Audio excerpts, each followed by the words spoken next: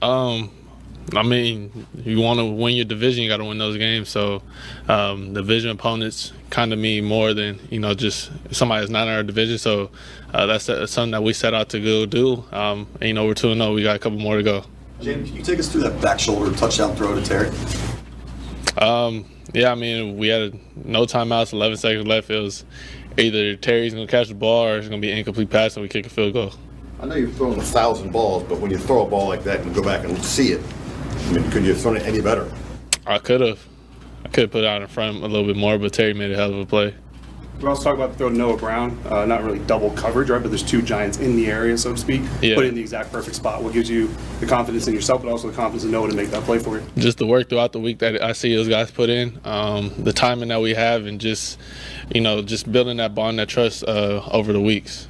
The way that last week ended, what's your coaching staff doing to get you guys to turn it around and refocus in a heartbeat?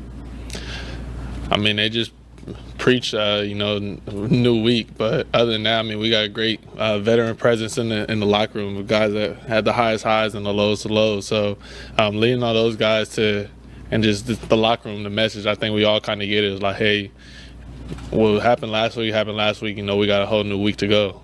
What did you guys learn today about the offense without Brian Robinson going? I mean, next man up. You can see it earlier in the year when Eckler was out, and J-Mac came in and did his thing. B-Rob out, and J-Mac, Eck, Chris Rodriguez came in and did their thing. That's just next man up mentality. It doesn't matter when. Our coaching staff does a tremendous job of bringing confidence into the players, no matter if you're the starter or practice squad guy. You never know when your number might get called. Why do you think it does work so well no matter what? What works the most that way? Schematically, and just guys just trusting each other, trusting that Tyler and Sam might make this double team to this block, or you got Allegretti, stuff like that. So I mean, it's just the trust and the brotherhood that we have in our locker room. The pass rush, and the first time you met them, they got to you a few times. What was different? They didn't seem to get a hand on you as much this time. What was the difference from your perspective this time?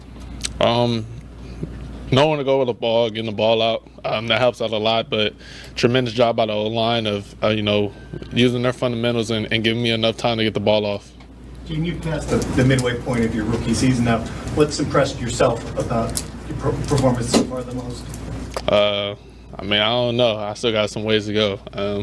I kind of sit back and reflect after my rookie year is done.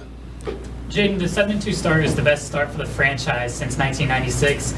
Are you able to take a step back and acknowledge how important this start is for this team, or are you just in the moment? You got to live in the moment. Hey, this could be all good. We got a game next week, but I mean, I'm just happy for the fan base that they can be something proud of in the product that we're putting out on the field. The confidence level with you and Cliff. I mean, obviously you're a great passer, yet you threw 3 attempts into the second quarter. You guys were slamming that run game. Yeah, sometimes it's how I got to be. We adjust, but when the opportunity presents itself in the pass game, you got to hit them. But we did a tremendous job of getting downhill and running the ball. There was a couple of passes in the second half. The one across to Eckler and the one to OZ, where it's a long cross and it takes a while to develop. How much easier is that throw for you when you haven't been touched all day? I think to your point, I think it'll be kind of different. Obviously those guys, the defensive line, those guys, the rush guys, they get kind of frustrated that they can't get to the quarterback getting the ball out. And it helps out with our O-line, man, our tackles. Obviously those guys that get paid a lot of money. Dexter Lawrence, Brian Burns, those guys are hell of players. So be able to not get sacked by those guys, kudos to my O-line. How much better are you feeling after last week playing through the ribs? I feel good right now. Week by week, but I feel good, and something that progressively get better. Dan has preached consistency from day one with you guys. You'll figure out the rest, but got to be consistent. You guys have been able to do that pretty much every week. What do you see that you guys have been able to, effort, mental, whatever, to maintain that? Everybody just respecting, the brotherhood. Nobody's bigger than the team. No matter what you're doing out there on the field, you still get treated the same way. Everybody expects you to approach work the same way. And when you're not, then that's when we hold people accountable too.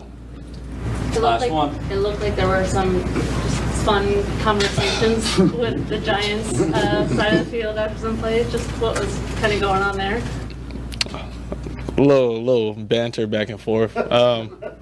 Nothing crazy, but just got respect for those guys. Obviously, throughout the draft process, you build relationships with guys over there, and it's nothing but love. And obviously, he drafted one of my best friends, so it's a little bit fun to play New York twice a year. Appreciate it, Jayden. Thank you. Thanks, Jayden.